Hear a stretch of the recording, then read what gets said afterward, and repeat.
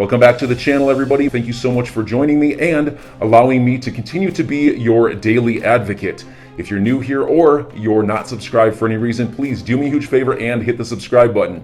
Thank you to all of you who have been watching and following me for so long. It truly means a lot, and I'm glad that I can be this person. The SEC is basically trying to control everything that it possibly can, even remotely having to do with crypto. And so I've got two stories to share with you. One is an update from the SEC going after Library, another cryptocurrency, and this began in March of last year. Well, attorney Jeremy Hogan had something to say about this because they're also employing the fair notice defense, or at least that's what they're going for. But the SEC is actually treating that a bit differently than they're treating Ripple's fair notice defense, which I found fascinating, so we can do a little comparison there. And then there's also an update on the BlockFi story. You may remember BlockFi, which is a firm that offers interest-bearing accounts on your crypto. Basically, you can set up an account with them, and then your crypto's linked out. That's how it has historically worked anyway. Well, they became attacked by a number of states, and the SEC ended up getting involved. Well, it looks like there's a settlement. Now, what's interesting here, well, there are a number of things interesting I'll unpack in this video. But one of the things that I found interesting, which attorney John Deaton pointed out, is that BlockFi ended up hiring a former SEC attorney who was involved in the Ripple case, and they hired him after this regulatory assault on BlockFi began. So how about that? That interesting as well. So anyway, plenty to talk about. But before going further, I do want to be clear, I do not have a legal or financial background of any kind. I'm not offering legal or financial advice, and you definitely should not buy or sell anything because of anything that I say or write. I'm just an enthusiast who enjoys making YouTube videos about crypto topics, but just as a hobby and just for fun. Now, I want to get everybody caught up to speed, so I'm going to quickly run through this initial story, which is from March of last year, and then we'll get you the latest along with what Jeremy Hogan had to say about this. The Securities and Exchange Commission has charged crypto firm Library with selling unregistered securities. Library, a decentralized publishing platform that claims 10 million users facilitated its operations via library credits, which are blockchain-based tokens. People can pay creators in library credits to view uploaded content. Now, according to the SEC, however, before developing the network, it sold the tokens as investment contracts with the assumption that their value would go up. So let's pause right here. Think about this. This is something Ripple did not do, or the XRP ledger and XRP existed before Ripple, the company, was formed. This is just an actual fact. There were no funds that went to develop XRP or the XRP ledger, either from the creators of XRP or from Ripple itself. It was already set up, ready to go. And in fact, Ripple's funding came from venture capitalists, which is completely separate from having a securities offering.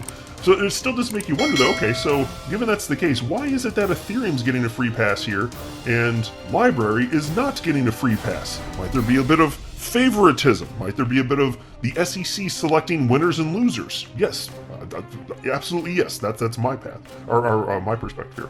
Piece continues. All told, alleges the SEC in a complaint filed today in a U.S. District Court, Library received more than $11 million in United States dollars, Bitcoin, and services from purchasers who participated in this offering. This, says the SEC, amounted to an unregistered sale of securities in violation of the Securities Act of 1933. And so here's an additional problem with this, and it's also true of the Ripple case too. There is, from the SEC's perspective, there is no path forward. They just want to sue everyone and everything into oblivion. There's no path forward specifically for any firm going into some sort of litigation like this. They just try and strong arm firms to shut them down, bleed them dry. And sometimes the settlements are such that they're blood dry effectively, and they just have to shut down anyway. Or there's such harsh stipulations they can't proceed anyway. But even outside of that, what about the firms that they haven't sued into oblivion yet? There's no path forward for any of these firms whatsoever, because if your problem is that there's a token and somebody financially benefits from it, that's the case of every cryptocurrency on the planet. Okay, so I don't see how the United States is allowed to participate in this explosive asset class where there is the most incredible, greatest financial potential in the history of mankind. The U.S. apparently is not allowed to participate in that if the SEC gets its way. It's repulsive and rather disgusting. And so in a statement with Decrypt here, which is the crypto media outlet whose article I'm briefly citing here, LBRY CEO Jeremy Kauffman said the following. The SEC complaint against LBRY reflects an outdated view of the economy that stifles innovation, accessibility, and creativity. LBRY is a blockchain-enabled network that allows creators to publish digital content and consumers to explore and buy content using LBRY credits. And so there you go. There's actual utility here. At least, I mean, I haven't done personal research, but that's what's being asserted here. And so, assuming that's the case, why would there not be a path forward? Why do you want to just bludgeon them to death? It just doesn't make any damn sense, especially in light of the fact that the SEC hasn't provided sufficient regulatory clarity. And so here's the latest update from just yesterday. This is a tweet from the official LBRY Twitter account, and they are not mincing words. This is very strongly worded. Check this out, in particular at the end. At last minute, the SEC wants to pause our court case for another 8 weeks to collect more evidence. The case has already been open for 196 weeks. We've complied every step of the way, providing over 1 million pages of documents. These people are evil. That's the quote, folks. That's the tweet. I'm glad they're not mincing words. They are correct. The people at the SEC, they are not good people. These people are evil. They are bad. They are power hungry. It's not about helping investors or market participants, period. 196 weeks? And they're trying to delay. Look at this. They're trying to delay to collect more evidence. Why did you sue LBRY if you didn't collect all the damn evidence, you freaking asshats? This is the same crap, the same rigmarole that they're giving to Ripple's legal team. On 196 weeks, folks, I'm not some sort of math wizard, but that's almost 4 years. Almost 4 years, and they need some more damn time. You out your goddamn mind. 1 million pages of documents? Absolutely not. And so Jeremy Hogan saw that, and he retweeted it, and he shared a couple things on this topic here. He wrote, "Don't forget about the other SEC crypto case." Of course, he's referencing LBRY there. He writes, "Interestingly, the SEC moved to strike LBRY's selective enforcement defense and was successful, but did not even try and strike LBRY's fair notice defense." So let me pause there. I don't know why that is. I mean, as far as selective enforcement, fine. But let me just focus on fair notice defense for a second. I don't know why the SEC doesn't have beef with LBRY's fair notice defense, but they do with Ripple's, because they're trying to get that torn down. If I don't, I'll probably find out at some point in the future. It's just not clear to me, and with me not having a legal background, I don't even know what the proper avenue is at this exact moment in time. Of course, I can ask Jeremy Hogan or John Deaton, lawyers within the XRP community. I understand that. I'm just saying right now, as I was researching this and preparing for this video at this particular moment, I just don't know. So maybe we can find out and I can report back in the future. But I find that rather interesting, or who knows, maybe they will come after the fair notice defense for LBRY at some point in the future. Jeremy Hogan then wrote, "The SEC has also moved to extend discovery. The proof required for a selective enforcement defense is much more stringent than for the fair notice defense, which is probably why the SEC chose to attack only the former. But it's good to read the order to keep in mind that Ripple's fair notice defense surviving is not a foregone conclusion." And yes, that is true, although we're optimistic that the judge will find that this is a reasonable defense. It's not guaranteed that Ripple will be allowed to argue that in court. So we're cautiously optimistic at this point. But apparently, as far as it pertains to selective enforcement, making a claim that the government's selectively just coming after you, the burden of proof of that is much higher, and so that didn't seem to go well for LBRY, at least to this point. But fair notice at this point for them seems to stand. Also, the facts and circumstances of that case are quite different, though. Maybe it is less threatening. Again, obviously, there was, from what I've read to this point, there was some sort of ICO type of scenario, some sort of money collected to build out the ecosystem. Very different than XRP, very similar to what happened with Ethereum, though. So some similarities, some differences. We'll see. And then there was also,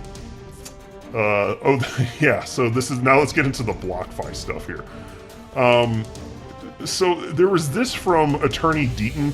Because, well, here's the headline first, before I even get into the specifics. This is from CoinDesk. BlockFi will pay $100 million in settlement with SEC state regulators over high-yield accounts, report. $100 million. So again, BlockFi is the firm that's offering interest-bearing accounts, crypto accounts here. And so check this out. Here's what attorney John Deaton shared on this topic. He wrote, attorney Dugan Bliss was co-lead attorney for the SEC in the SEC versus Ripple case.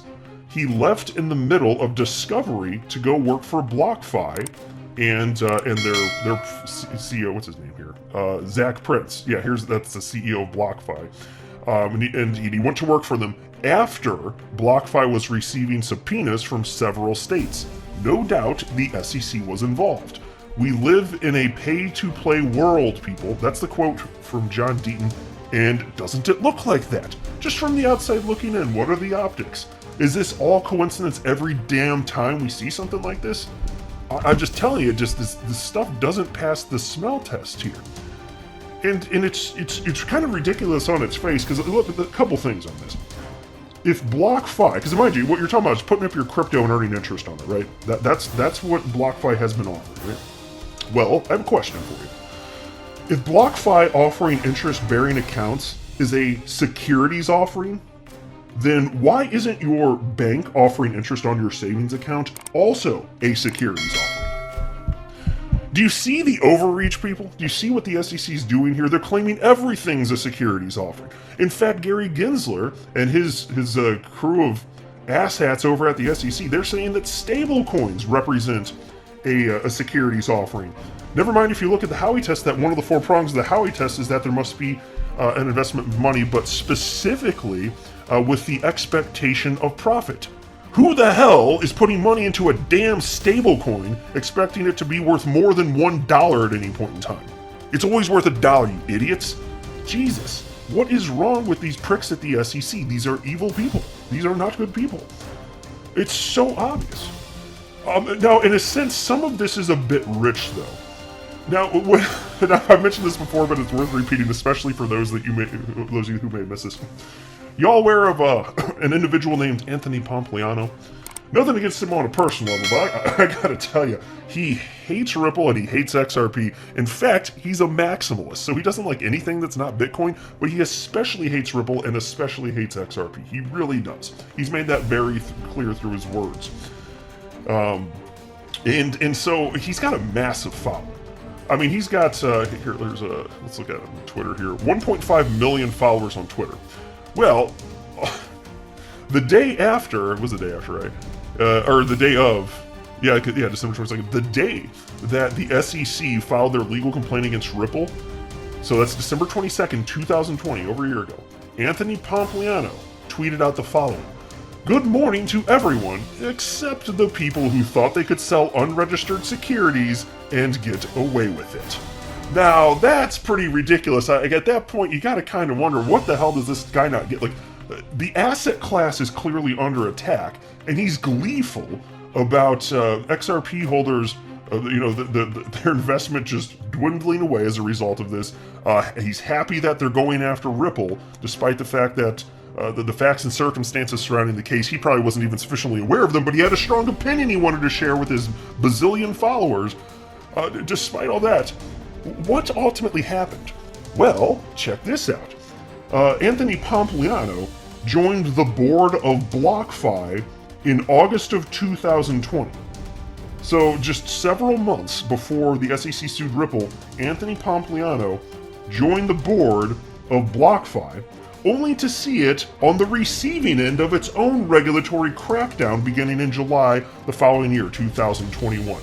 And the SEC jumped in there, and I'm like, damn, I don't believe in karma, but if I did, I'd be like, you know what I'm saying here? Like, yeah, and I don't believe in karma, but this is rich. This is so rich. My gosh. Look what you've done. Look what you've done, Anthony. And here's the thing. I just think it's funny. Like, I'm not like I'm bitter about this. I think it's hilarious that you said this and then they came after you in like a very similar, ridiculous way. And so I'm sitting here saying, I don't see how it makes sense for them to come after your organization, BlockFi, but I didn't say the following morning, good morning to everyone except the people who thought they could get away with selling unregistered securities. I didn't tweet that out. But you did, Anthony Pompliano clearly pointed at Ripple. Isn't that something? So here's a settlement, though. Again, here's the headline from CoinDesk. BlockFi will pay $100 million in settlement with SEC state regulators over high-yield accounts. Crypto lender BlockFi will pay the U.S. Securities and Exchange Commission $50 million and stop opening new accounts of its high-yield lending product to most Americans as part of a settlement of an ongoing investigation into whether the product is a securities offering, according to a published report. Just pause.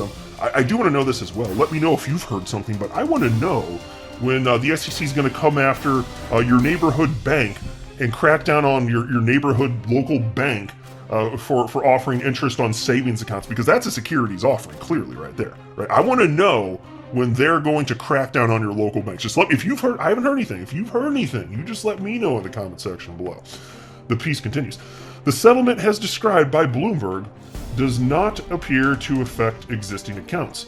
BlockFi will also pay another $50 million to various state regulators, according to the report.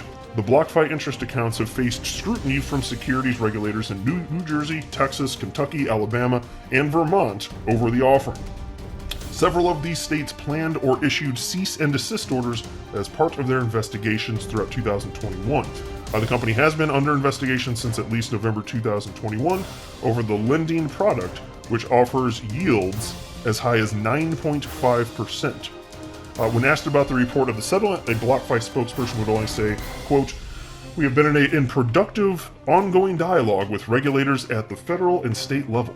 We do not comment on market rumors. We can confirm that clients' assets are safeguarded on the BlockFi platform, and BlockFi interest account clients will continue to earn crypto interest as they always have," end quote. So there you go. Not really saying anything about the settlement. That's their official comment, though.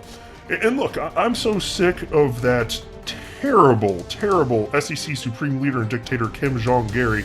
Like, I'm rooting for all of these firms to come out better on the other side of this. I'm not a maximalist, though. I'm not ideologically driven up here, though. I just want the space to evolve and be allowed to survive, and just let entrepreneurs working in the space put projects and ideas out there and let the market figure out what projects deserve to be here for the long haul via the messy process of people investing, and some making money and some losing money.